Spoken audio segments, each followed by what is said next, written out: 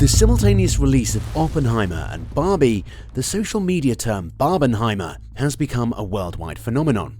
Both the movies are delivering exceptional results, but it's the Oppenheimer that is working like a magnet. But watching a movie and learning about his life is different. So who was J. Robert Oppenheimer?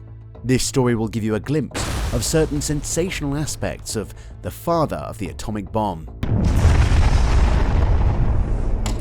I think when you play a meaningful part in bringing about the death of over 100,000 people and the injury of a comparable number, I believe we had a great cause to do this. In the Los Alamos laboratory, the brilliant physicist of his time was toiling with other scientists to develop a stronger weapon before the Nazis. His name was Julius Robert Oppenheimer. It was 1945 and the world was struggling with World War II. Oppenheimer's mission: to build the atomic bomb. As Oppenheimer delved into the intricacies of quantum mechanics, his brow furrowed with concentration and eyes filled with curiosity. He pressed on, fueled by the gravity of the task and a hint of audacious humor. What other response could one summon when faced with the monumental challenge of developing a weapon that can harness the energy of stars? With each step closer to unlocking atomic secrets, the lab's tension grew like a thriller movie's climax. Oppenheimer and his scientists wrestled with theoretical equations, scribbling equations and symbols that appeared more mystical. And one night, bang, Oppenheimer had a eureka moment. He cracked the code. With the theoretical groundwork laid, Oppenheimer's team feverishly started working toward building the atomic beast. They meticulously assembled particles and radioactive materials for the bomb. Finally, the moment of truth arrived. Oppenheimer stood with bated breath. His eyes scanned the instrument panels as the countdown commenced. 10, 9, 8. The tension was palpable. 7, 6, 5. The world held its breath. 4, 3, 2. Ignition sequence starts. 1, 0. A blinding flash of light erupted and illuminated the horizon like the sun had descended to Earth. The ground shook beneath Oppenheimer's feet. Half were in awe and half in disbelief. The power they had unleashed was terrifying and awe-inspiring. Oppenheimer had mixed feelings. He was impressed with the invention, but critical of its usage. He famously quoted a line from Bhagavad Gita: "Now I am become death, the destroyer of worlds."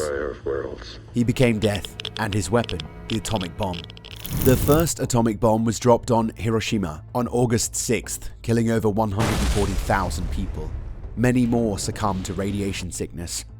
Nagasaki became the second victim 3 days later and lost over 70,000 people. If you think this is it, you must brace yourself to hear the sensational aspect of Oppenheimer's life. With his tousled hair and intense gaze, Oppenheimer possessed a charm that drew admirers to theaters. But among the many who sought his affection, one stood above the rest: the elegant and vivacious Jean Tatlock. She was a force of nature, a fierce intellect, and a woman who could easily match Oppenheimer's wit and charm. Amidst the tumultuous times of World War II and the Manhattan Project, their love blossomed like a forbidden flower. Jean was a free spirit.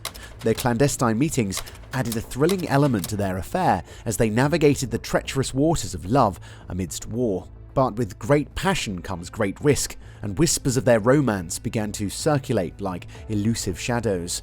Oppenheimer's heart, though captivated by Jean, was a restless wanderer. The allure of other women tugged at his heartstrings. And then, as fate would have it, the chapter of Jean drew close. The war ended.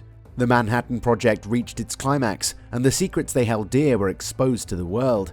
Jean's bright light was dimmed by the darkness of her own struggles, and the weight of it all took its toll. But love never truly abandoned Oppenheimer. In the aftermath of Jean, another chapter was written. Catherine Kitty Pwenning, a radical student and former member of the Communist Party. Their connection was magnetic and undeniable.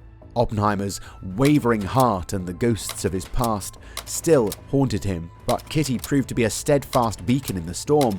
With Kitty by his side, Oppenheimer found solace and stability amidst the tumultuous currents of his life. Her presence grounded him, and their marriage brought a peace that had eluded him for so long. Yet even in the comfort of love's embrace, the echoes of his past lingered.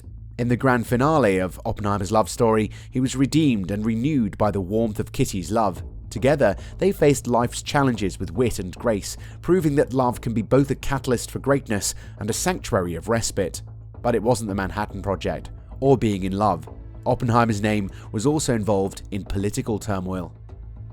The year was 1954. Our physicist was embroiled in a case that was one of the most dramatic episodes in the history of science and of his life. The drama began when whispers of his alleged connections to communism reached the ears of the paranoid national security officials.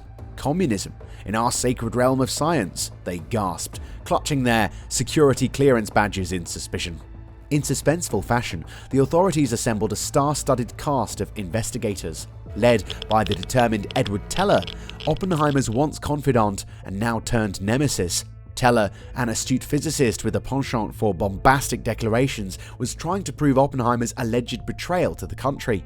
As the investigation commenced, the tension escalated like particles in a nuclear reaction. Witnesses were called to the stand, and the courtroom became a stage for intense interrogations. Each word carried the weight of plutonium, and the audience held their breaths like they were defusing a live atomic bomb.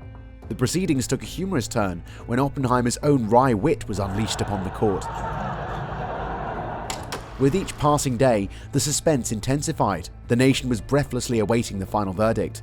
Would Oppenheimer's security clearance be stripped away, leaving the scientific world in shock and awe?